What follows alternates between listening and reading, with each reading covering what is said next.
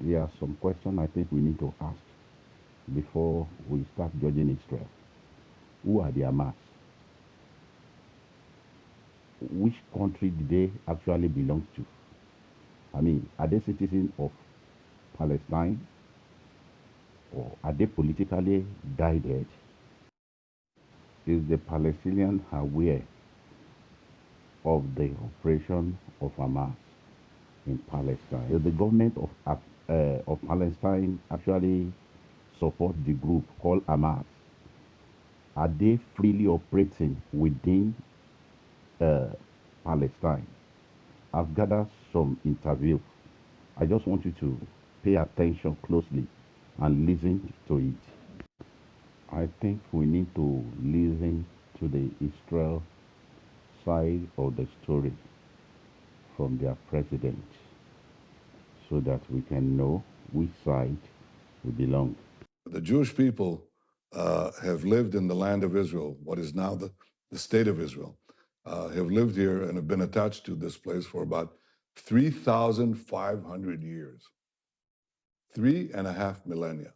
Now, roughly for 2,000 years, we were conquered by the Romans, we were conquered by the Byzantines. They did a lot of bad things to us, but they didn't really exile us, contrary to what people think, okay? The loss of our land actually occurred when the Arab conquest took place in the 7th century. The Arabs burst out from Arabia, and they did something that no other conqueror, not the Romans, not the Byzantines, not the Greeks before them, not Alexander the Great, nobody did before. They actually started taking over the land of the Jewish farmer. They brought in military colonies that took over the land. And gradually, over the next 2 centuries, the Jews became a minority in our land. So it is under the Arab conquest that the Jews lost their homeland. The Arabs were the colonials. The Jews were the natives dispossessed. Well, that happens in history. The Jews were dispossessed. We were flung to the far corners of the earth, suffered unimaginable suffering because we had no homeland. But we didn't disappear, and we never gave up the dream of coming back to our ancestral homeland. The Arabs who had conquered the land basically left it barren. They never made it their own. It was a barren land. It really had, practically it was an empty land. And in the 19th century, the idea of coming back next year in Jerusalem became a reality. By the way, in part because of Christian Zionist support for the idea of the Great Return. The Jews came back in the 19th century to the land of Israel. The result of this return was that we started building farms, factories, places of employment. Arabs from nearby countries started immigrating, and they now they call themselves Palestinians. They reconstructed history and said, we've been here for centuries. You have no right to be here. It's our land. It's not your land. It's been our land for 3,500 years.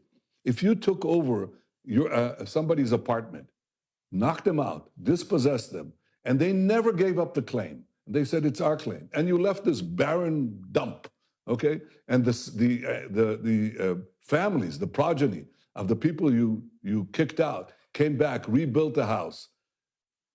You cannot come back and tell them, you don't belong here, we're gonna kick you out, especially since you're latecomers who've come to live in part of the house, which is what the so-called Palestinians are, okay? We say to them, you can live here, we can live here, but it's our land, it's our state.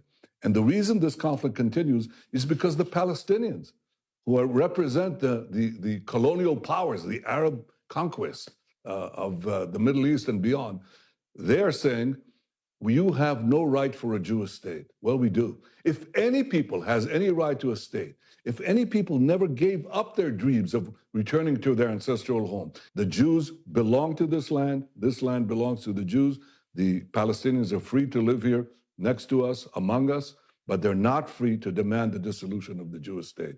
That is not justice, that is injustice. That's the shortest lecture I can give you about Jewish history.